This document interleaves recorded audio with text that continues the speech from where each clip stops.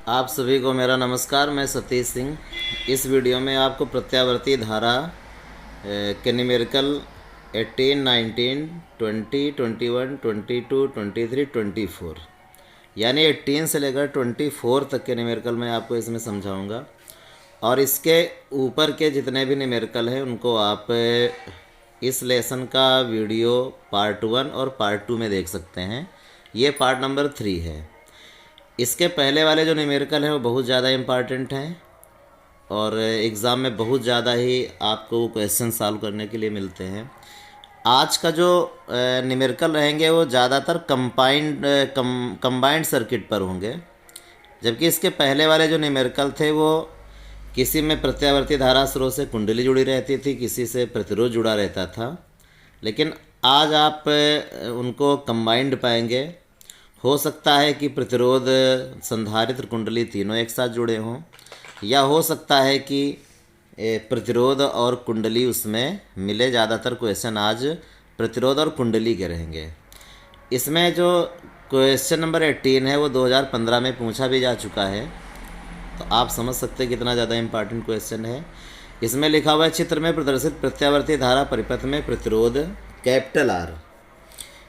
ये चित्र इसमें दिया गया है। जब भी क्वेश्चन आएगा तो इसमें फिगर ये क्वेश्चन में दिया रहेगा। ये प्रत्यावर्ती धारा परिपथ है और इस प्रत्यावर्ती धारा परिपथ से 3 प्रत्यावर्ती परिपथ जुड़े हुए, प्रतिरोध जुड़ा हुआ है, संधारित्र जुड़ा है और ये इधर कुंडली जुड़ी हुई है। यही बात क्वेश्चन में कही जा रही है कि परिपथ में प्रतिरोध कैपिटल आर, संधारित्र सी और प्रेरक कुंडली कैपिटल एल के सिरों पर विभवांतर दिए गए हैं। इसमें लिखा हुआ है कि जो प्रतिरोध कैपिटल आर है इसके सिरों पर जो विभवांतर है वो 40 वोल्ट है।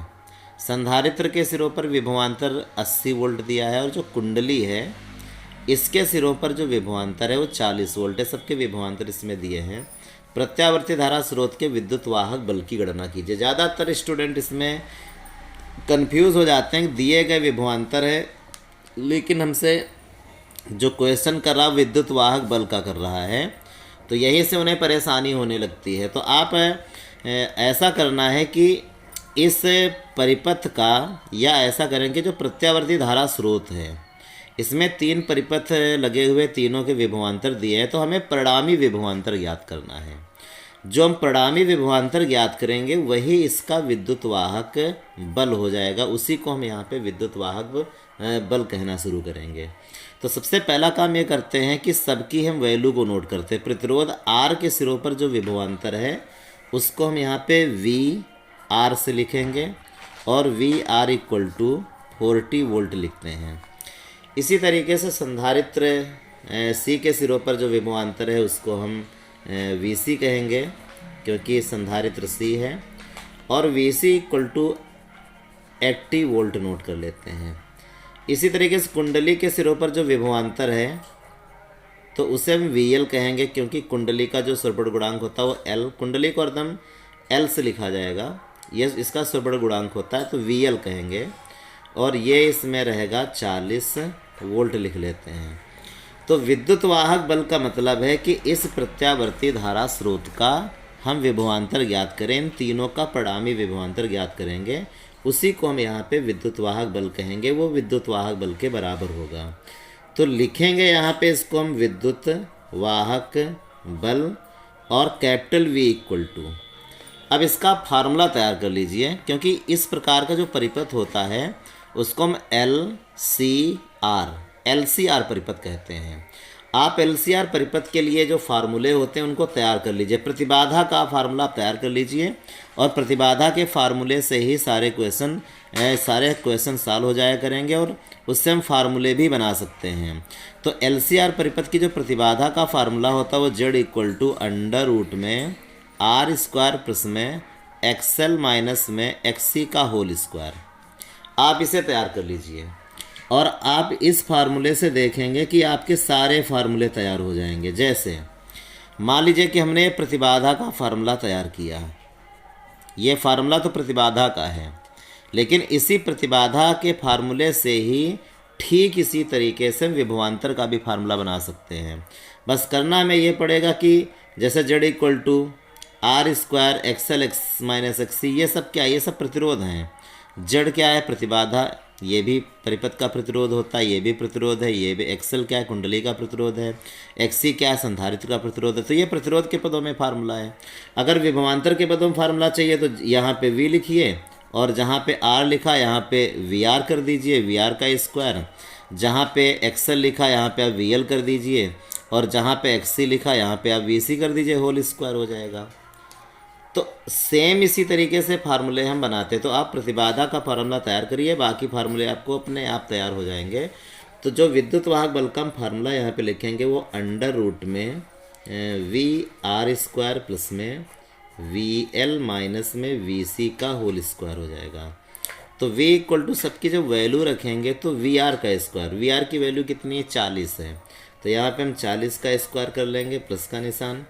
We L minus V C, V L की जो वैल्यू वो भी 40 है, माइनस में वी सी की जगह वी सी का जब मान रखेंगे वो 80 है, यहाँ पे हमने 80 लिख लिया, और इसका होल स्क्वायर कर लेते हैं। अब 40 का वर्ग आपको मालूम है कि 1600 होता है। यहाँ पे 40 में 80 घटाएंगे तो माइनस का ही 40 आएगा, होल स्क्वायर बना रहेगा। और इसको हम यहाँ पे 1600 लिखा रहने देते हैं, प्लस का निशान। माइनस 40 का वर्ग हो गया। तो जब माइनस की संख्या का वर्ग करते हैं तो वो प्लस की हो जाती है, तो ये तो प्लस का हो जाएगा, और 40 का वर्ग फिर यहाँ पे 1600 आ जाएगा। अब 1600 कितना बन जाएगा? 3200 बन जाएगा। तो v equal to under root में 32 और 100 कर लिया। अब इसका जब वर्गमूल आप ज्ञात करेंगे तो निकाल लेंगे, 2 जीरो से 1 जीरो बाहर हो जाएगा, और 32 को 16 इंटू 2 लिखेंगे, जिसमें कि 16 का जो वर्गमूल रहेगा वो 4 आएगा, और अंडर रूट क्या बना रहेगा? 2 बना रहेगा। और इस तरीके से इसका जो विभवांतर का मात्रक रहेगा, विद्युत वाहक बल का जो मात्रक रहेगा, वोल्ट आ जाएगा। तो 40 अंडर रूट 2 वोल्ट, ये इसका आंसर रहेगा। क्वेश्चन नंबर 19, ये वेरी मोस्ट इंपॉर्टेंट है। कह रहा कि R equal to 10 ohm, L equal to 0.8 henry. R क्या है? प्रतिरोध।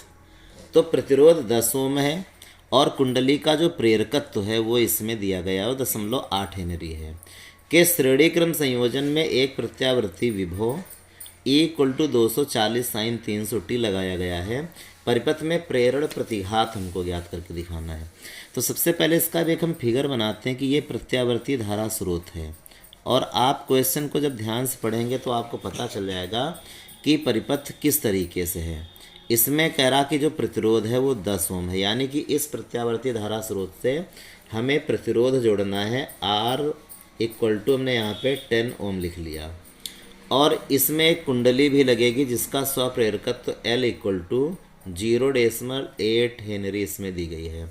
तो हम इस प्रत्यावर्ती धारा स्रोत से एक हम सबसे पहले प्रतिरोध जोड़ते हैं, और यहाँ पे लिख लेते हैं R। और इसी तरीके से इसके श्रेणी क्रम में एक हम कुंडली लगाएंगे यहाँ पे, और कुंडली में यहाँ पे हम लिख लेते हैं L। ये कुंडली हमने लगा दी। तो अब आप समझिए कि ये परिपथ कौन सा है। अगर प्रतिरोध और कुंडली जुड़ी है तो R और L, यानी इस प्रकार के परिपथ को हम LR परिपथ कहते हैं। तो ये LR परिपथ है। श्रेणी संयोजन ये श्रेणी क्रम में जुड़े हुए हैं, और प्रत्यावर्ती विभव इसमें कह रहा है कि E equal to 240 sine 300 small t। ये प्रत्यावर्ती विभव का यहाँ पे समीकरण दिया है, और परिपथ में प्रेरण प्रतिघात हमको निकाल के दिखाना है। प्रेरण प्रतिघात को हम लोग एक्सेल कहते हैं। एक्सेल बराबर यहाँ पे हम निकाल के दिखाएंगे, तो बहुत आसानी से निकलेगा। सबसे पहला काम करते हैं कि ये जो समीकरण इसमें विभव का दिया है, इसकी हम तुलना करके यहाँ से हम कोणीय वेग ओमेगा निकाल लें। वैसे आप चाहें तो यहाँ पे ऐसे लिख सकते हैं कि v equal to V naught sine omega और t, यानी ओमेगा का मान 300 यहीं से क्लियर होता है, लेकिन हम तुलना करके सवाल को लगाएंगे तो ज़्यादा अच्छा रहेगा। इसमें लिखा हुआ है कि E इक्वल टू 240 साइन 300 और स्मॉल t। हम तुलना कर लेते हैं। E equal to E naught sine omega t से तुलना करने पर इसकी हम ऊपर वाले समीकरण की इस समीकरण से तुलना कर लेते हैं। यह ठीक उसी तरीके से जैसे v equal to V naught sine omega T. चूँकि यहाँ पे ई में इक्वेशन दे दिया इसलिए हमने वी की जगह यहाँ ई कर दिया। आपको परेशान होने की इसमें कोई ज़रूरत नहीं है। और साइन ओमेगा टी और यहाँ पे साइन 300 टी। अब आप समझ सकते हैं साइन साइन टी टी, यानी ओमेगा की जगह इन्होंने 300 लिख दिया है। तो ओमेगा का जो इसमें मान है वो कितना है, वो 300 है। इसलिए हम यहाँ पे इसको नोट कर लेते हैं और लिखेंगे कि कोणीय वेग ओमेगा इक्वल टू 300 रेडियन और पर सेकंड। ये ओमेगा की वैल्यू हमने यहाँ से निकाल ली। ओमेगा की वैल्यू इसलिए निकाल लें क्योंकि जब हम इसका प्रण प्रतिघात ज्ञात करेंगे तो वहाँ पे हमें इसकी ज़रूरत पड़ेगी, इसलिए हमको ओमेगा की वैल्यू यहाँ पे निकालना बहुत ज़रूरी था। अब कह रहा कि प्रेरण प्रतिघात ज्ञात करके दिखाइए। तो प्रेरण प्रतिघात का हम सीधा फार्मूला यहाँ पे लगाएंगे। प्रेरण प्रतिघात XL equal to omega L होता है। इसके अलावा हमें और किसी की ज़रूरत नहीं। परिपथ जरूर एल आर है लेकिन प्रेरण प्रतिघात ही तो हमसे पूछ रहा है।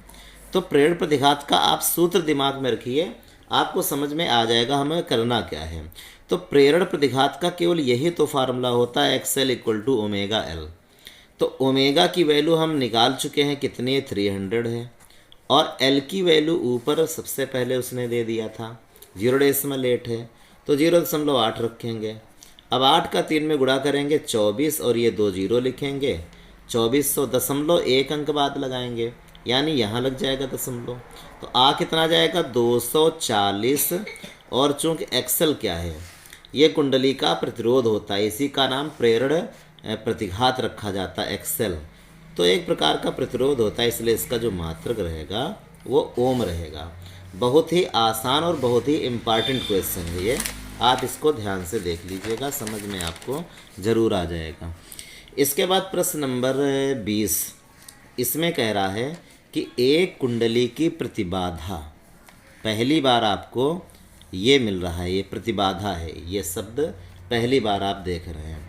तो प्रतिबाधा को आप याद रखिए जेड से लिखा जाता है। जेड इक्वल टू 141.4 ओम हमने लिख लिया।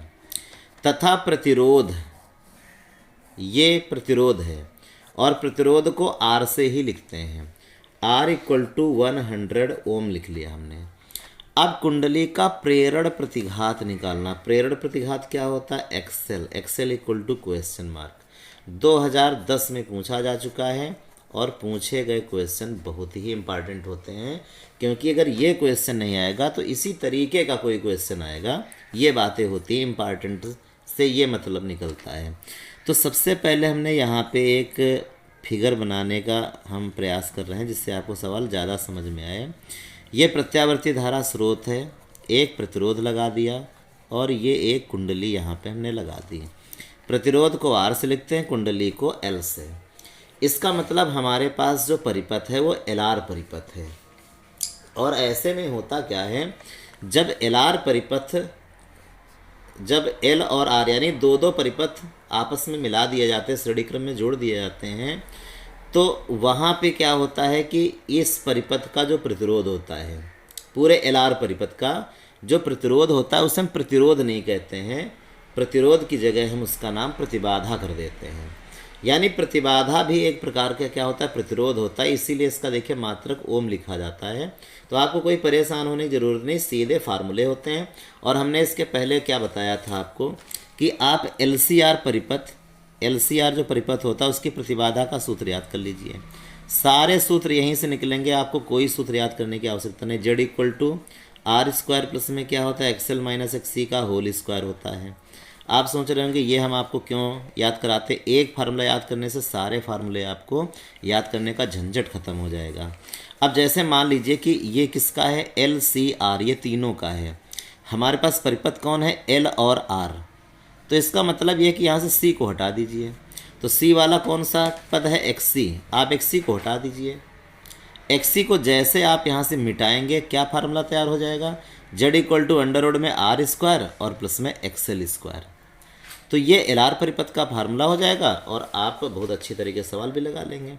तो सीधे हम यही फार्मूला अप्लाई करते हैं प्रतिबाधा का, किसके, एल आर परिपथ के लिए। तो प्रतिबाधा Z equal to under root में R स्क्वायर प्लस में एक्सेल का होल स्क्वायर। अब चूंकि हमें एक्सेल की वैल्यू निकालना और एक्सेल तो वो रूट के अंदर है, तो ये रूट का निशान तो हटाना पड़ेगा, अन्यथा वो जब रूट के अंदर ही बना रहेगा तो फिर इस एक्सेल की वैल्यू निकालना हमारे लिए बहुत मुश्किल हो जाएगा। तो हम सबसे पहला काम ये करें कि ये जो अंडर रूट का निशान इसे हटाएं। तो ये हटता कैसे है, तो वर्ग कर दीजिए। तो लिखेंगे दोनों ओर वर्ग करने पर स्क्वायरिंग ऑन बोथ साइड। तो जैसे जेड का वर्ग करेंगे तो जेड स्क्वायर हो जाएगा, यहाँ पे आर स्क्वायर हो जाएगा और यहाँ पे एक्सेल स्क्वायर हो जाएगा। अब एक्सेल को हम अलग ही कर लें, आर स्क्वायर को जेड स्क्वायर के पास भेजते हैं, तो XL square equal to Z square minus में आर स्क्वायर हो जाएगा। अब ऐसा करते हैं, ये तो ए स्क्वायर और माइनस बी स्क्वायर की तरह है, तो इसको A plus B A minus B बना लेते हैं। तो XL square equal to Z plus R और आगे हो जाएगा जेड माइनस में आर। अब इनकी वैल्यू रख ले, ज़्यादा अच्छा रहेगा। जैसे जेड की वैल्यू कितनी है 141.4 और आर की वैल्यू कितनी है 100। अब जेड माइनस आर, तो जेड की वैल्यू 141.4 और माइनस में आर की वैल्यू 100। ये क्या है, ये तो एक्सेल का स्क्वायर बराबर है। अब 141.4 में जब 100 जोड़ेंगे तो बन जाएगा 241.4। ये बहुत सरल है जोड़ना। 141.4 में जब 100 घटाएंगे तो बनेगा कितना, 41.4 बचेगा। अब 241.4 में 41.4 हम गुणा कर लेंगे। अब गुणा तो करना ही पड़ेगा, इतना तो फिजिक्स के न्यूमेरिकल में करना ही पड़ता है। नंबर लेना है तो गुणा जोड़ घटाना भाग, ये तो बड़े बड़े आपको करने पड़ेंगे। और इन दोनों का जैसे ही हम गुणा करेंगे तो हमें जो वैल्यू प्राप्त हो जाएगी वो 9, इसके बाद फिर 9 और 3.96 9,993.96 9,993, यानी थोड़ी ही अगर देखें तो ये वैल्यू 10,000 से कम है। तो एक्सेल स्क्वायर बराबर अगर देखा जाए तो लगभग 10,000 के बराबर है। फिजिक्स में ऐसा कर लिया जाता है ताकि कैलकुलेशन आसान हो जाए कि अगर वैल्यू किसी इसको राउंड ऑफ में हम लिख देते हैं, तो राउंड ऑफ में लिखने का एक फिजिक्स में ये चलता रहता है, तो ये लगभग 10,000 के बराबर है। तो एक्सेल इक्वल टू जब निकालेंगे तो अंडर रूट में 10,000 और इसका वर्गमूल निकालोगे, दो दो जोड़े बन जाएंगे। तो एक्सेल बराबर कितना आ जाएगा, 1 का वर्गमूल 1 होता है, ये 2 जीरो से 1 जीरो, ये 2 जीरो से 1 जीरो, यानी 100 आ गया। और चूंकि पीरियड प्रतिघात है इसलिए इसका मात्रक क्या रहेगा, 100 ही रहेगा। इसका देखिए 21 नंबर आप सवाल देखिए कितना इंपॉर्टेंट क्वेश्चन है। ये सभी क्वेश्चन बहुत इंपॉर्टेंट हैं। और इसमें करा कि एक 10 माइक्रोफैराड धारिता के संधारित्र, तो ये धारिता का क्या है, संधारित्र है, संधारित्र की धारिता इसे हम कहेंगे। सी से लिखते हैं, ये 10 माइक्रोफैराड है। हम ऐसा करते हैं कि माइक्रो को हटा लेते हैं जिससे कि कैलकुलेशन में हमें आराम रहेगा और माइक्रो में सवाल लगेगा भी नहीं। तो माइक्रो 10⁻⁻6 का होता है, इसको जब सॉल्व करेंगे 10⁻⁻5 फैराड आ जाएगा।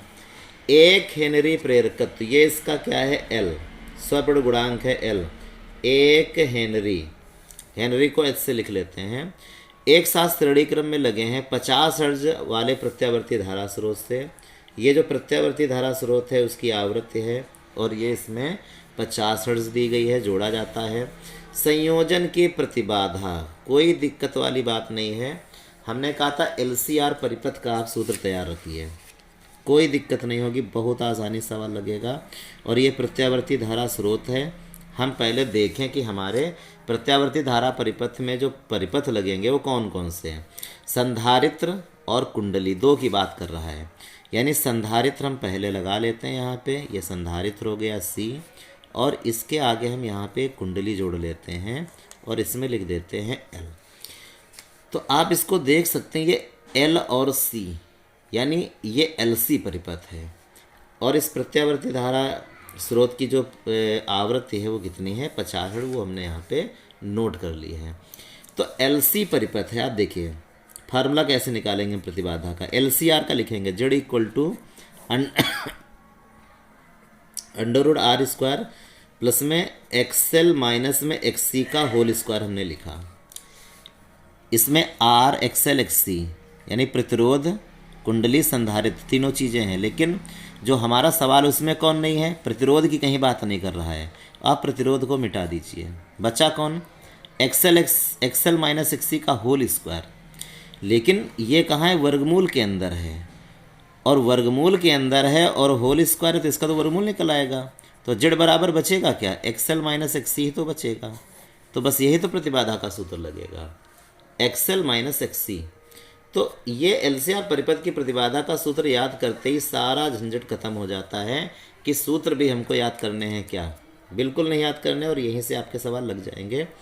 तो सीधे हम एक्सएल और एक्ससी पर काम करें। क्या हमें एक्सएल एक्ससी की वैल्यू मालूम है, नहीं मालूम है, क्योंकि हमें सी और एल मालूम है, सिर्फ एक्सएल एक्ससी नहीं मालूम है। तो एक्सएल निकालिए कैसे, ओमेगा एल से, और एक्ससी निकालिए कैसे, 1/ओमेगा सी से। इसका मतलब है कि एल की वैल्यू दी है और सी की वैल्यू दी, ओमेगा की वैल्यू कहीं भी नहीं दी है। हमें कुल मिला के जो मेहनत करनी है वो ओमेगा पर करनी है। अगर हम कोणीय वेग ओमेगा को निकाल लें तो बहुत ही आसानी से आंसर आएगा। तो यही काम करते हैं, सबसे पहले हम कोणीय वेग ओमेगा को निकालते हैं। क्या होता है, 2πf। 2π का मान कितना रखें, यहाँ पे 3.14 रखें, तो उसी से क्या होगा, हमारा सवाल आसानी से लग भी जाएगा, अन्यथा थोड़ी सी दिक्कत भी हो सकती है। 3.14 रखेंगे और f का जो मान है वो 50, इसमें दिया 50। 50 का 2 में गुणा करोगे 100 आएगा, 100 का 3.14 4 में करोगे तो 3 1 4, और 100 का गुणा करोगे 2 जीरो भी आएंगे, 0.2 बार लगाओगे तो 314 केवल बचेगा। 314 रेडियन प्रति सेकंड आ गया, ये ओमेगा की वैल्यू आ गई। सवाल अब यहीं से सरल हो गया हमारे लिए, अब कुछ नहीं करना है। एक्सेल निकाल लीजिए। एक्सेल क्या होता है, इसको तो हम कहते हैं प्रेरण प्रतिघात कहते हैं। क्या सूत्र होता है, एक्सेल बराबर ओमेगा एल। ओमेगा कितना है, 314, और एल की वैल्यू कितनी है, आसान, 1 हेनरी, सिर्फ 1 से केवल गुणा करना है, आ गया 314 और ओम, ये एक्सेल। अब एक्ससी निकालते हैं। एक्ससी क्या कहलाता है, ये कहलाता है धारती प्रतिघात। देखते हैं ये कैसे निकलेगा। धारती प्रतिघात का सूत्र क्या होता है, एक्ससी इक्वल टू 1/ओमेगा सी। 1/ओमेगा की वैल्यू कितनी, 314, और सी का मान क्या है, 10⁻⁻5। ये कौन सा कठिन है, 10⁻⁻5 को आप ऊपर भेज दीजिए तो बन जाएगा 1/314, और इंटू में 10 की घात, जैसे ऊपर करोगे तो माइनस का 5 है वो प्लस का 5 हो गया। अब 314 का 1 में भाग कर लीजिए, कर ही लेते होंगे आप लोग। तो जब इसका इसमें हम भाग करेंगे और 10 की घात 5 के साथ उसको हल भी करेंगे तो आ जाएगा 318.5 ओम, ये एक्ससी आ गया। हमें क्या निकालना है, हमें निकालना है इसका प्रतिबाधा। तो हम सीधे प्रतिबाधा का सूत्र लगाते हैं, और प्रतिबाधा का जो सूत्र था जेड बराबर वो एक्सएल और नियरली डिफरेंस एक्ससी, दोनों में बहुत मामूली अंतर आता है, इसीलिए माइनस का निशान न लगा करके इस तरीके से बिल्कुल नियरली डिफरेंस होता है, थोड़ा सा अंतर रहता है। तो एक्सएल की जो वैल्यू है वो 314 लिखते हैं, और एक्ससी की जो वैल्यू है वो 318.5। अब 318.5 में 314 घटा लीजिए, चूँकि दोनों में बहुत ही कम अंतर होता है इसलिए 4.5 ही देखे आ रहा है। और प्रतिबाधा चूँकि एक प्रकार का प्रतिरोध होता है इसलिए मात्रक क्या रहेगा, ओम रहेगा, 4.5 ओम। इसके बाद हम लोग आते हैं 22 नंबर सवाल, 2014 में पूछा जा चुका है, तो आपके लिए बहुत ही इम्पॉर्टेंट क्वेश्चन है ये। और जो ईयर वाले क्वेश्चन होते हैं वही क्वेश्चन फिजिक्स में नहीं आते हैं, तो उसी तरीके के ही क्वेश्चन रिपीट होते हैं। ऐसे क्वेश्चन आपको बिल्कुल ड्रॉप नहीं करने हैं, बहुत मेहनत करनी है ऐसे क्वेश्चन पे। इसमें लिखा है कि 0.21 हेनरी का प्रेरकत्व, यानी कुंडली की बात कर रहा है, नोट कर लेते हैं। 0.21 हेनरी का प्रेरकत्व है, इसको L इक्वल टू लिखेंगे 0.21 हेनरी को H से लिखते हैं। 12 ओम का प्रतिरोध, प्रतिरोध को क्या कहते हैं, रेजिस्टेंस, आर से लिखते हैं, ये इसमें 12 ओम दिया है। 220 वोल्ट 50 हर्ट्ज के प्रत्यावर्ती धारा स्रोत से श्रेणी क्रम में जोड़े गए हैं। तो हम सबसे पहले एक छोटा सा फिगर बनाते हैं जिससे कि बात समझ में अच्छी तरीके से आएगी। ये तो आप समझ चुके हैं कि परिपथ की प्रकृति क्या है, नेचर क्या है, एल आर की बात कर रहा है। इसका मतलब ये जो परिपथ है वो एल आर परिपथ है। तो पहले प्रतिरोध लगा लेते हैं और इसके बाद यहाँ पे कॉइल लगाते हैं, कुंडली लगाते हैं। ये हमने आर लिखा और एल लिखा तो एल आर परिपथ तैयार हो गया। कितना कह रहा है कि 220 वोल्ट और 50 हर्ट्ज का प्रत्यावर्ती धारा स्रोत है। प्रत्यावर्ती धारा स्रोत का जो विभव होता पहले से हम बताते रहे, इसको आप VRMS से ही नोट करें तो ज़्यादा अच्छा रहेगा। और 220 वोल्ट हमने लिखा। इसकी जो आवृत्ति फ्रीक्वेंसी एफ से लिखेंगे वो इसमें 50 हर्ट्ज यानी 50 हर्ट्ज दी गई है। अब क्वेश्चन क्या करता है, परिपथ में धारा का मान, ये जो परिपथ है इसमें जो धारा बहेगी प्रत्यावर्ती धारा, उसका मान निकालना है। तो चूंकि प्रत्यावर्ती धारा स्रोत की जो हम वोल्टेज लिखते हैं वो आरएमएस में लिखते हैं, तो धारा भी जो यहाँ पे बहेगी वो आरएमएस में ही होगी, यानी IRMS निकालना है कुल मिला के हमें। धारा एवं स्रोत वोल्टता के मध्य में कला कोण निकालना है। कलांतर का भी हम कैसे निकाला जाता है इसको हम आपको बता देंगे। सबसे पहले हम धारा पर सोचते हैं कि धारा निकलेगी कैसे। तो धारा निकालने का एक ही फार्मूला आपको पहले से क्लियर होगा कि I = जैसे V/R। हम आगे के जो लेसन है उसमें जब भी धारा हमको निकालनी रहती थी तो I = V/R ही लगाते थे। लेकिन चूँकि यहाँ पे प्रत्यावर्ती धारा परिपथ हैं तो यहाँ पे RMS में सब कुछ चलता है, इसलिए I की जगह आप IRMS कर दें, V की जगह VRMS कर दें। और प्रतिरोध आप R यूज़ नहीं कर सकते हैं क्योंकि परिपथ LR है। तो जब परिपथ LR है, कुंडली और प्रतिरोध संयुक्त रूप से जुड़े हैं, तो ऐसे परिपथों का जो प्रतिरोध होता है उसे हम प्रतिबाधा कहते हैं। इसलिए Z यहाँ पे करना पड़ेगा। तो IRMS = VRMS/Z, ये सूत्र आपको लगाना है। तो पूरा फोकस आप प्रतिबाधा पर करिए। प्रतिबाधा LR परिपथ की कैसे निकालेंगे, XL और XC होना चाहिए, जैसे कि हम पहले बता चुके हैं कि आप प्रतिबाधा का सूत्र LCR के लिए लिख लीजिए, वहीं से क्लियर हो जाएगा। R² = XL माइनस में XC का होल स्क्वायर हमने लिख दिया। अब क्या करेंगे, किसको हटाना है, क्योंकि R और L इसमें दिए हैं तो R को रखो, L को रखो, XC को हटा दीजिए। तो सूत्र क्या बन जाएगा, Z = R² प्लस में और XL² बन जाएगा। XL निकालिए, XL कैसे निकलता, ω/L होना चाहिए। ओमेगा भी नहीं हमको मालूम है तो ओमेगा = 2πf करना पड़ेगा। काम इसमें काफ़ी ज़्यादा करना है। अब चूँकि पूछा हुआ क्वेश्चन है तो मेहनत तो कराता ही है ये। तो सबसे पहले हम इसका कोणीय वेग अलग से ज्ञात कर लेते हैं क्योंकि तभी हमारे लिए आसान रहेगा। हम कोणीय वेग सबसे पहले ज्ञात करते हैं। कोणीय वेग ω = 2π और f कर देते हैं। ये इसका कोणीय वेग है, ω = 2πf और ω = 2, पाई का मान 3.14 रखेंगे और f का मान कितना है, 50 है। 50 का 2 में गुणा करेंगे 100, उसमें 3.14 में करेंगे तो कोणीय वेग हमें 314 प्राप्त हो जाएगा, जो कि कोई कठिन नहीं है इसको निकालना। 314 रेडियन प्रति सेकंड, ये हमें कोणीय वेग प्राप्त हो गया। अब इसके तुरंत बाद हम निकाल लेते हैं प्रेरण प्रतिघात। प्रेरण प्रतिघात XL बराबर क्या होता, ω/L। ओमेगा है 314 और L का मान इस बार 0.21 हेनरी है। या चाहते तो 3 पाई का मान अगर हम 22/7 रखते तो भी हमारा कैलकुलेशन यहाँ पे आसान ही रहता। थोड़ा सा कठिन कर लिया हमने, तो कोई बात नहीं, अब यहाँ पे सरल कर देगा वो। और आप 21 से जब 314 में गुणा करेंगे तो हमें जो आंसर प्राप्त हो जाएगा वो 65.94 ओम आ जाएगा। ये किसका है, प्रेरण प्रतिघात। आना दशमलव में ही था तो दशमलव में आ गया वो।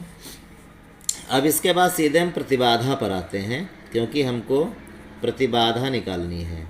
जेड बराबर क्या होता है, अंडर रूट में आर स्क्वायर प्लस में एक्सएल का स्क्वायर। अब जब आर का स्क्वायर करेंगे, आर का मान इसमें कितना है, 12 दिया है, 12 का वर्ग करेंगे, और एक्सएल का मान 65.94 इसमें दिया है। तो यहाँ पे हम 65.94 रखना ही पड़ेगा, 65.94 का होल स्क्वायर कर लेते हैं। तो 12 का जो वर्ग होता है वो आ जाएगा 144, प्लस में 65.94 को आप 66 कर लेना, और 66 का वर्ग आप यहाँ पे लिख देना, तो 4356 आ जाएगा। 4356, 65.94 लगभग 66 के बराबर है। आप 66 का वर्ग यहाँ पे लिख देना, वो ज़्यादा आपके लिए आसान रहेगा। अब दोनों को जैसे ही हम यहाँ पे जोड़ेंगे तो हमको जो वैल्यू प्राप्त हो जाएगी वो 4500 मिल जाएगी। अब 4500 का जब वर्गमूल आप निकालेंगे तो 2 जीरो का तो 1 जीरो बाहर आ जाएगा। 45 का क्या बनेगा, 9 × 5 करना, 9 का वर्गमूल हो जाएगा 3 और अंडर रूट बन जाएगा 5। अब जब रूट 5 का यहाँ पे मान रखेंगे तो आपका 30 और इंटू में 2.24, और इनका जैसे आप गुणा करेंगे तो 67 आ जाएगा, 20 ओम आ जाएगा। ये इतना यहाँ पे प्रतिबाधा निकल आया। थोड़ा सवाल बढ़ा जा रहा है और जगह की भी यहाँ पे कमी हो रही है। तो धारा चूँकि हमको यहाँ पे निकाल के दिखानी है, हम यहाँ पे धारा निकालते हैं। तो धारा चूँकि हमने पहले बताया था IRMS बराबर VRMS और अपान में क्या लगाएंगे, Z। तो IRMS बराबर VRMS की वैल्यू कितनी है, 220 वोल्ट ऊपर ही थी और वो हमने नोट नहीं करी थी, इसलिए यहाँ पे 220 हमने रखा। और अपान में Z की वैल्यू निकाल चुके हैं, 67.20 निकाल ली है। इसका आप इसमें जैसे ही भाग करेंगे तो 3.27 आ जाएगा। तो IRMS बराबर 3.27 एम्पियर में हमको आंसर ये प्राप्त हो जाता है। ये पहला आंसर है। इसके बाद ये कह रहा कि इसकी धारा और वोल्टता के बीच में कला कोण ज्ञात करिए। तो कला कोण ज्ञात करने के लिए इसके फार्मूले होते हैं, आप उसे तैयार कर लीजिए। tan फाई बराबर XL अपान में R लगाया जाता है। XL की वैल्यू कितनी है, XL की वैल्यू 65.94 इसमें दी गई है, और R की जो वैल्यू यहाँ दी गई है, प्रतिरोध हम निकाले थे वो 12 था। अब 65.94 में जैसे ही आप 12 का भाग करेंगे तो वो 5.48 आ जाएगा, 5.48। ये क्या निकला है, tan फाई बराबर। लेकिन हमें तो कला कोण चाहिए, फाई की वैल्यू चाहिए, तो tan का पक्षांतर करें तो वो tan इनवर्स बन जाएगा, और इस तरीके से कला कोण की वैल्यू हमको प्राप्त हो जाएगी। फाई बराबर tan इनवर्स 5.48, ये आंसर आ जाएगा। ये इसका दूसरा आंसर है। तो आप को हमने यहाँ पे लगा के दिखा दिया क्योंकि वहाँ पे जगह की कमी थी। 23 नंबर सवाल पर आते हैं। कह रहा कि 60 हर्ट्ज आवृत्ति 200 वोल्ट के प्रत्यावर्ती धारा स्रोत से, ये प्रत्यावर्ती धारा स्रोत की आवृत्ति है, इसको हम F से नोट करेंगे, और F इक्वल टू इसमें 60 हर्ट्ज हम नोट कर लेते हैं। 200 वोल्ट के प्रत्यावर्ती, तो प्रत्यावर्ती धारा स्रोत का जो वोल्टेज है उसको RMS से ही नोट करिए, और ये इसमें 200 वोल्ट दिया गया है। प्रत्यावर्ती धारा स्रोत के श्रेणी क्रम में 1/पाई हेनरी का प्रेरकत्व, तो ये L की वैल्यू है, प्रेरकत्व है 1/पाई हेनरी। और आगे इसमें अगर 50 ओम का प्रतिरोध, ये इसका रेजिस्टेंस है, ये 50 ओम यहाँ दिया है। परिपथ में प्रेरण प्रतिघात, प्रतिबाधा, धारा, 3 आंसर यहाँ से, प्रेरण प्रतिघात, प्रतिबाधा और धारा, 3 आंसर। और धारा व वोल्टता के बीच में कलांतर। सबसे पहले हम यहाँ पे एक फिगर बनाते हैं। सवाल बहुत कठिन नहीं है, सरल ही सवाल जाएगा। एक प्रत्यावर्ती धारा स्रोत हमने बना लिया, और इस प्रत्यावर्ती धारा स्रोत से एक प्रतिरोध जोड़ लेते हैं, और उसके बाद एक कुंडली जोड़ लेते हैं। प्रतिरोध में R लिखते हैं, कुंडली में लिखते हैं। इससे ये हमें पता चल गया कि जो परिपथ है वो कैसा है, LR परिपथ है। तो LR परिपथ में सबसे पहले प्रेरण प्रतिघात XL equal to omega L, ये सूत्र लगाएंगे। प्रतिबाधा का फार्मूला ऊपर के क्वेश्चन में कई बार हम बता चुके हैं और लिखा ही हुआ है, √r² प्लस में XL² लगेगा। और धारा जो रहेगी वो चूँकि प्रत्यावर्ती धारा स्रोत है, इसलिए जो धारा यहाँ आएगी वो RMS में होगी। IRMS इक्वल टू, वो मैंने आपको समझा ही दिया था, IRMS इक्वल टू VRMS अपान में Z लग जाएगा। तो सवाल बहुत आसानी से आएगा। तो सबसे पहले हम यहाँ पे इसका कोणीय वेग निकाल लेते हैं, क्योंकि बिना कोणीय वेग निकाले सवाल नहीं लगेगा। कोणीय वेग equal to omega equal to 2πf। 2π की वैल्यू की बार हम नहीं रखेंगे, क्योंकि L की जो वैल्यू है 1/π में है। तो ये हमारे लिए क्या हो जाएगा, क्वेश्चन को आसान करेगी, इसलिए हम पाई की वैल्यू ना रखें और F की जो वैल्यू है वो यहाँ पे 60 रख लेते हैं। ये 60, तो जैसे 60 का हम 2 में गुणा करेंगे 120 और पाई रेडियन प्रति सेकंड, ये इसकी ओमेगा की वैल्यू आ गई। अब सबसे पहला क्वेश्चन है प्रेरण प्रतिघात, तो हम बहुत आसानी से निकालेंगे इसको। प्रेरण प्रतिघात XL बराबर ओमेगा एल। ओमेगा की वैल्यू कितनी है, 120 पाई, ये ऊपर निकल चुकी है। और L की वैल्यू कितनी है, 1/पाई हेनरी। 1/पाई रखेंगे, पाई से पाई कट जाएगा और इस तरीके से XL बराबर कितना बचा, 120 ओम। ये इसका आंसर आ गया।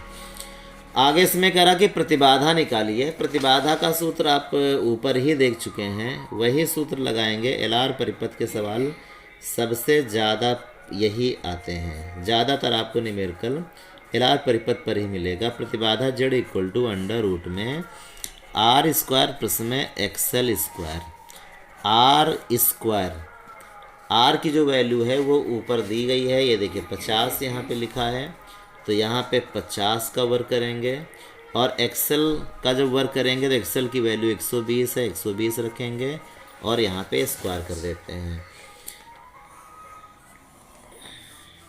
तो सबसे पहले Z बराबर हम जब निकालेंगे तो 50 का वर्ग 2500, तो अंडर रूट में यहाँ पे 2500 और प्लस में 120 का वर्ग करेंगे तो 12 का वर्ग 144 और एक जीरो से 2 जीरो हो जाएंगे, तो 144 और 2 जीरो यहाँ पे आ जाते हैं।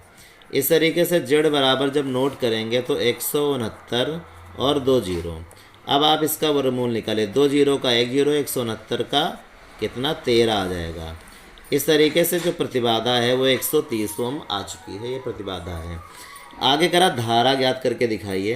तो चूंकि बहुत पहले से ये चीज़ें आपको समझाई जा रही हैं, धारा यहाँ पे RMS में होगी, इसलिए IRMS इक्वल टू VRMS अपान में Z आप लगाइए। तो IRMS इक्वल टू VRMS की जो वैल्यू है वो कितनी है, वो 200 वोल्ट इसमें दी गई है, ये 200 वोल्ट और अपान में Z की वैल्यू यहाँ पे 130 है। इससे काटेंगे और 13 का जब 20 में हम भाग करेंगे तो बहुत आसानी से ये आ जाएगा। 13 का जब 20 में भाग करोगे तो 2.4 और ये एम्पियर, एम्पियर लिख लिया। अब आगे इसमें कह रहा कि धारा और वोल्टेज के बीच में कलांतर ज्ञात करिए। आप इसको भी समझ लीजिए कि LCR परिपथ का जिस तरीके से हमने प्रतिबाधा का सूत्र कहा कि आप याद कर लीजिए, वहीं से आप सारे सूत्र बना लेंगे। इसी तरीके से कलांतर कला कोण के लिए भी आप बहुत परेशान होते होंगे, तो इसका भी आप LCR परिपथ का tan phi बराबर XL माइनस में XC/R याद कर लीजिए। एक सूत्र याद कर लीजिए आप, और यहीं से सारे सूत्र आपके बन जाया करेंगे। जैसे ये LCR परिपथ के लिए XL माइनस XC/R कला कोण का। अब मान लीजिए हमारे पास के परिपथ में केवल L और R हैं, तो आप XC को दिमाग से हटा दीजिए, ये XC आप हटा दीजिए। क्या बचा यहाँ पे, tan phi बराबर XL अपान में R। तो आप यही सूत्र यहाँ पे लगा दीजिए, आंसर आ जाएगा। तो तीसरा जो सूत्र है वो कलांतर ज्ञात करने के लिए कह रहा है, तो यहाँ पे लगा देंगे tan phi इक्वल टू में XL अपान में R। तो जो XL की वैल्यू है वो हमने निकाली है 120, यहाँ पे 120 रखेंगे और R की जो वैल्यू है वो 50 निकाली गई है। तो यहाँ पे 50 पहले से ही थी क्वेश्चन में, और इस तरीके से tan phi इक्वल टू 12/5, और जब 5 से 12 में भाग करेंगे तो 2 बार और 4 बार। इस तरीके से फाई इक्वल टू 10 इनवर्स 2.4, ये आंसर कलांतर का प्राप्त हो गया है। लास्ट में क्वेश्चन 24, और ये क्वेश्चन तो बहुत ही ज़्यादा इम्पॉर्टेंट है, बहुत बार परीक्षा में पूछा गया है। और इसमें लिखा है कि एक 100 वोल्ट 50 हर्ट्ज के प्रत्यावर्ती धारा परिपथ में, तो इसको हम VRMS से नोट करेंगे। ये कितना है, 100 वोल्ट है। ऊपर के क्वेश्चन अगर आप देखेंगे तो उसके बाद ही ये सारे क्वेश्चन आपको समझ में आएंगे, इसलिए ऊपर के क्वेश्चन आप ज़रूर देखें। और ये लिखा है 50 हर्ट्ज, ये इसकी आवृत्ति है, ये इसमें 50 हर्ट्ज दी गई है। प्रत्यावर्ती धारा परिपथ में प्रेरकत्व का एक प्रेरक 31.4 ओम प्रतिरोध के साथ में, R बराबर इसमें 31.4 ओम दिया है। बल्ब श्रृंखलाबद्ध जोड़े गए हैं यदि वोल्टता और धारा के बीच में कलाकोण π/4 हो, π/4 रेडियन हो। ये इसमें कला कोण दिया गया, यानी कि फाई का मान है π/4 रेडियन हो। रेडियन में वैल्यू है क्योंकि ये पाई है, अंश में नहीं, डिग्री में नहीं दिया है। डिग्री में π/4 को हम लोग 45 अंश कहते हैं। तो कह रहा एल के मान का परिकलन कीजिए। हम एल की वैल्यू को यहाँ निकाल के दिखाएंगे। बहुत आसानी से सवाल लगेगा, जितना आपको ये देखने में कठिन लग रहा है उतना ये सवाल कठिन है नहीं। आप इसको धैर्य से पढ़िए, तब सवाल आपको सरल लगेगा। और जब ऐसे क्वेश्चन हम लोग घर में प्रैक्टिस नहीं करते हैं और जब पेपर में ऐसे क्वेश्चन लिखे मिलते हैं तो ये लगता है ये क्वेश्चन हमारे बस का नहीं है, बहुत कठिन क्वेश्चन है। इसलिए अभी वक्त है और ऐसे क्वेश्चनों का आप घर में अच्छी तरीके से प्रयास करें, एक्सरसाइज करें, जिससे कि इस तरीके के जब क्वेश्चन वहाँ आपको मिलेंगे और आप प्रयास किए रहेंगे तो आपको वो ज़रूर सरल लगेंगे। तो ये इतना दिया है 50 हर्ट्ज। क्या कह रहा है कि एक प्रेरकत्व है, ये हमने यहाँ पे एल लिख लिया, और 31.4 ओम प्रतिरोध का एक बल्ब, यानी इस तरीके से एक बल्ब लगा हुआ है। और बल्ब की जब भी बात किया करें न्यूमेरिकल में तो आप ये मान के चला करिए बल्ब में वो प्रतिरोध को प्रदर्शित करता है, इसलिए जहाँ बल्ब रहेगा हम वहाँ पे आर लिखा करेंगे। क्या करा, एल का मान ज्ञात करिए। सबसे पहला काम क्या करते हैं हम कि ये जो tan फाई है, जो फाई है यहाँ पे tan का फार्मूला लगा देते हैं। LR परिपथ, और इसके पहले हम समझा चुके हैं कि किस तरीके से हम जो परिपथ होते हैं उनकी कला कोण के सूत्र बनाते हैं। जैसे हमने कहा था कि LCR परिपथ के लिए फिर एक बार रिपीट कर देते हैं। आप कलांतर का सूत्र याद कर लीजिए, tan phi equal to XL minus में XC/R। अब आपका जैसा परिपथ हो वही आप उन्हीं को रखो, बाकी हटा दीजिए। जैसे हमारे पास परिपथ कैसा है, L और R का है, और सूत्र में LCR, ये तीनों चीज़ें हैं। तो आप C वाले पद को हटा दीजिए, बच्चा कौन, tan फाई बराबर XL/R। तो यही सूत्र आप यहाँ पे लगा दीजिए।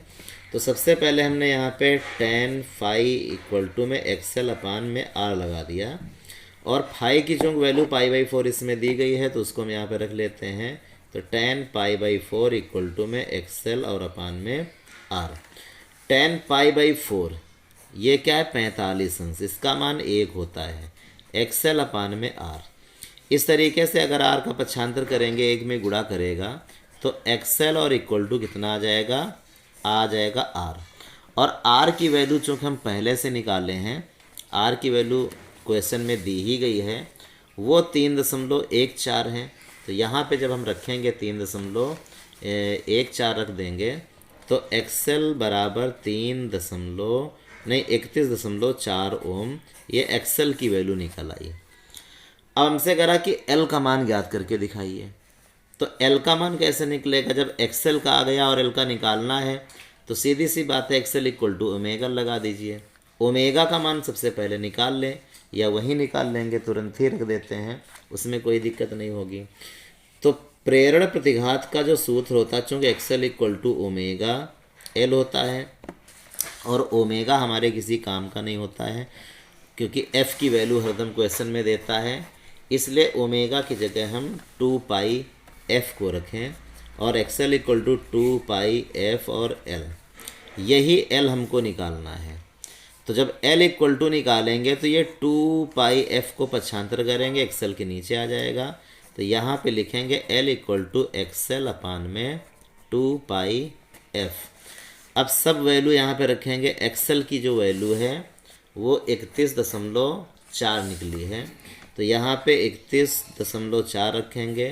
2 पाई का जो मान होता है वो 3.14 आपको याद रहता है, और एफ़ की जो वैल्यू है वो ऊपर क्वेश्चन में दी गई है, वो 50 हर्ट्ज है। यहाँ पे हमने 50 हर्ट्ज लिख लिया। अब ऐसा करते हैं कि ऊपर 1 अंक बाद है, नीचे 2 अंक बाद है, तो ऊपर एक जीरो बढ़ा के उसको भी 2 अंक बाद करते हैं, दशमलव यहाँ से हटा लेते हैं।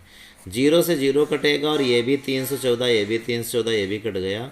ऊपर बचा 1 और नीचे 5 और 2 का गुणा करेंगे 10, और 10 का जब 1 में भाग करेंगे तो आ जाएगा 0.1, और ये हेनरी, क्योंकि जो एल होता है उसे हम लोग कहते हैं प्रेरकत्व कहते हैं, और ये एल का ही मान निकालने के लिए कह रहा था। तो एल बराबर 0.1 हेनरी इसका मात्रक हेनरी होता है। यही इसका आंसर है।